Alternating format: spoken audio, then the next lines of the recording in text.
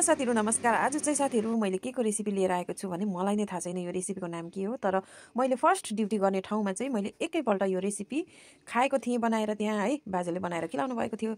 So मलाई चाहिँ एकदमै मुखमै झुन्डिरहेको थियो अनि त्यो रेसिपी मैले ती बाजेसँगै सिकेको थिएँ र आज म 2.5 वर्ष बादमा फेरि त्यो रेसिपी बनाउँदैछु साथीहरू।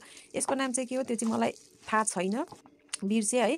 तर अहिले यहाँ इजरायलको फेस्टिभल चलिरहेछ अनि आटा मैदाबाट बनेको केही चिज खानु हुँदैन र मैले चाहिँ बोजूलाई यो स्पेसल खाना बनाइदिँदैछु आजको है। यो मात्रै खाँदा पनि पेट भरिन्छ।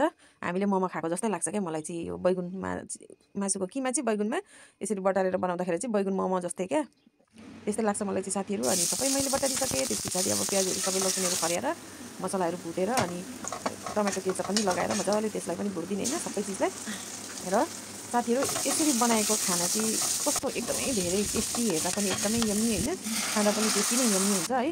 अनि यो लास्टमा मैले हालेको चाहिँ भन्नु भने औफ मराको यो चाहिँ इजरायलको मसलाको राजा भनौँ न। अब मासुहरू चाहिँ को आइटम भएको खानामा चाहिँ सबमा यो मसला हाल्ने गरिन्छ है। अनि हेर्नु साथीहरू मैले के लगाएर पकाउँदैछु तपाईँले देख्न सक्नुहुन्छ। र यो चाहिँ स्पेसल पेसाकको लागि हो, अझै फेस्टिभल सकेको छैन साथीहरू।